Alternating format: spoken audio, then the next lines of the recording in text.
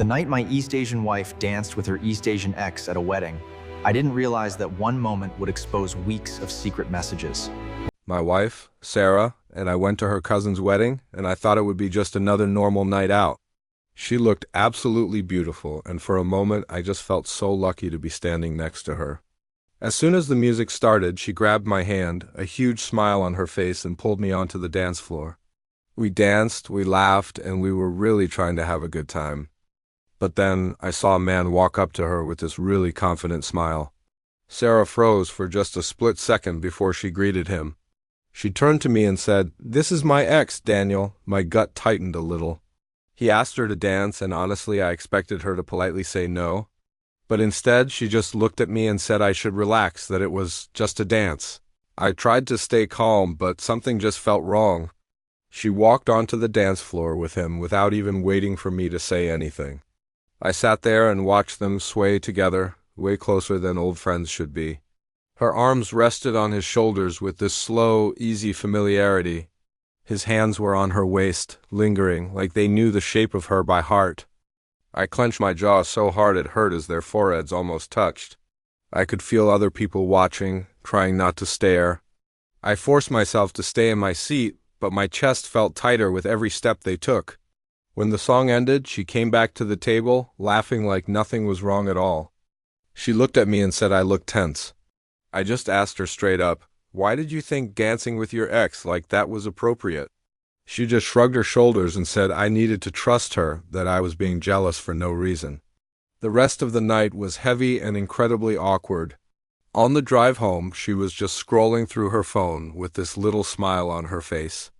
I asked her who she was texting. "Oh, just a friend from the wedding," she said. I didn't believe her for a second. When we got home, she went straight to take a shower. A moment later, her phone buzzed on the bed. A message from Daniel popped up, complete with heart emojis.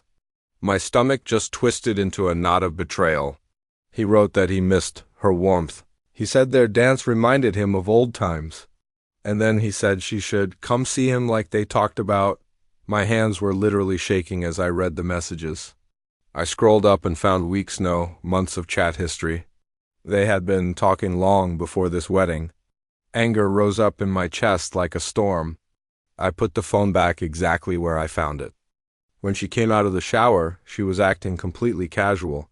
She even kissed my cheek as if nothing had happened. I didn't say anything right away. I didn't want a chaotic fight. I wanted clarity. She climbed into bed and fell asleep almost instantly. I just sat there next to her, staring at the ceiling, my mind racing. I knew the truth, but I needed a plan. It's funny how heartbreak, when it happens quietly, can make you incredibly precise. The next morning, she woke up all cheerful. She said she was going to brunch with some friends. I just nodded and told her I had some errands to run. She left, wearing the same perfume from the night before. The second her car was out of the driveway, I got to work. I opened my laptop and printed out every single message I had saved from her phone. I put them neatly inside an envelope. Then I packed a small bag with my essentials.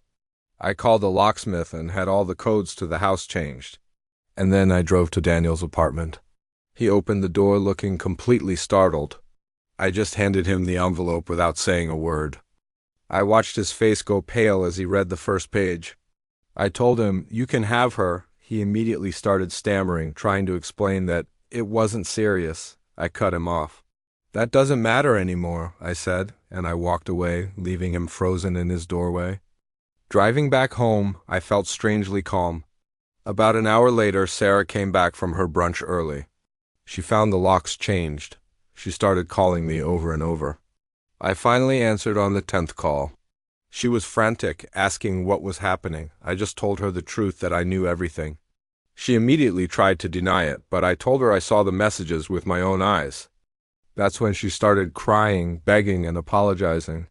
She said it was just harmless flirting, that she never, ever meant to hurt me. I told her that her intent didn't erase her actions. She begged me to open the door. I told her I needed time and space, that our marriage needed honesty, something she had never given me. She cried harder, promising she would change. But promises built on a foundation of lies just crumble. I told her she could go stay with Daniel.